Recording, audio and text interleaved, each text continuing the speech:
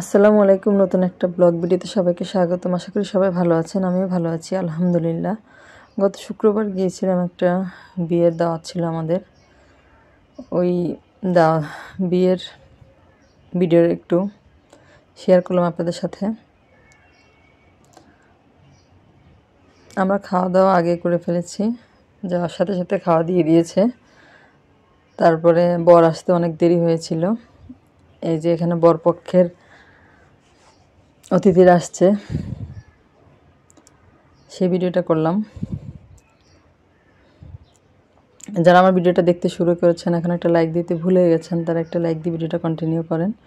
আর যারা আমার চ্যানেলে নতুন, আজকে প্রথম ভিডিও দেখছেন, যদি ভিডিওটা আপনাদের ভালো লাগে তাহলে আমার চ্যানেলটা সাবস্ক্রাইব করে পাশে থাকা বেল আইকনটা প্রেস করে দিবেন, যাতে আমি পরবর্তীতে যত ভিডিও দিই তার নোটিফিকেশন সবার আগে আপনাদের কাছে পৌঁছায়।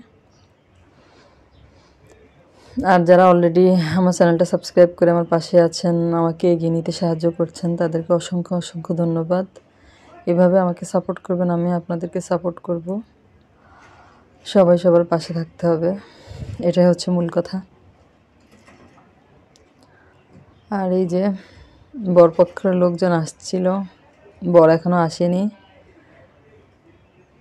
তারপরে এই যে ফাইনালি বর চলে এসেছে। অনেকক্ষণ ওয়েট করার পরে বর আসতে আসতে অনেক দেরি হয়েছে, ওরা অনেক দূর থেকে আসছে, এই জন্য ওদের দেরি হয়েছে, বের হয়েছে মনে হয় দেরি করে। আর এখানে বরটা যেমন লম্বা, বউটাও তেমন লম্বা, মানে দুইজনই সমান সমান। এটা কিন্তু আমার খুব ভালো লেগেছে, বড় লম্বা, বউ লম্বা।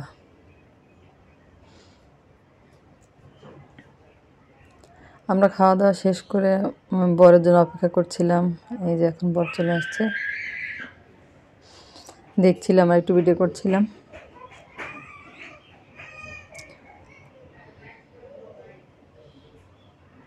আসলে কোথাও যেতে, এরকম দাওয়াত খেতে আমার কিন্তু অনেক ভালো লাগে, বিশেষ করে ঘুরলে আমার মনটা ফ্রেশ হয়ে যায়। কয়েকদিন বাসায় থাকলে মনে হয় যে আমার ভালো লাগে না। আমার মতো কে কে আছেন এরকম, কমেন্ট করে জানাবেন। এই যে ফাইনালি বর চলে এসেছে ভিতরে।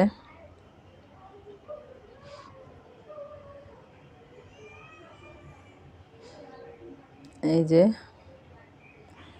এই হচ্ছে কনে আর বর, দুজনের ছবিটা আমি ভিডিওটা করে নিলাম।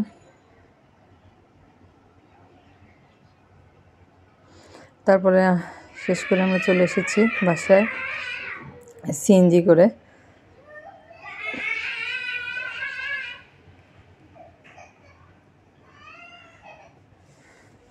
বাসায় চলে আসছি। আর আমার আম্মা বাড়ি থেকে অনেকগুলো পিঠা দিয়েছিল, সেটা একটু আপনাদের সাথে শেয়ার করব।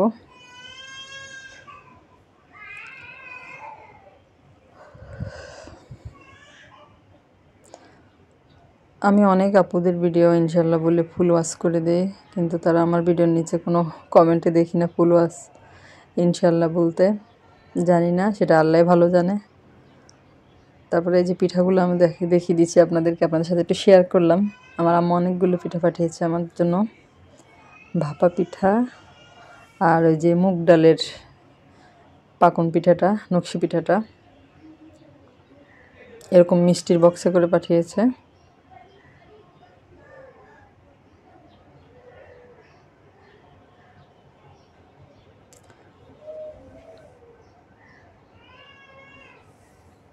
এই যে এটা হচ্ছে মুগ ডালের নকশি করা পাকন পিঠাটা।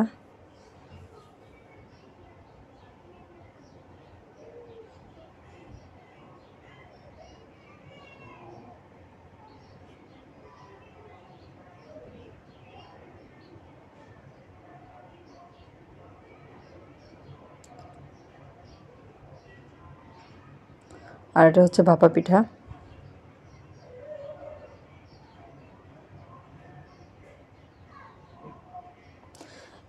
এগুলো কিন্তু ডিপ ফ্রিজে রেখে সংরক্ষণ করে দিয়েছে। আমি এগুলো আবার ভাপা পিঠাগুলো আবার ভাপ দিয়ে নিলেই ঠিক হয়ে যাবে, মানে একেবারে যেমন তেমনটাই হবে। আর মুগ ডালের পিঠাগুলোকে আমি শিরা করে শিরার মধ্যে দিয়ে নিলে আবার আগের মতো হয়ে যাবে। এগুলো এখন ঠান্ডায় আছে, আমি ঠান্ডায় আপনাদের সাথে দেখাচ্ছি। খাবো যখন তখন ভাপ দিয়ে নেব আর শিরা করে শিরার মধ্যে ইয়ে করে নেব। আজ এ পর্যন্ত, আল্লাহ হাফেজ।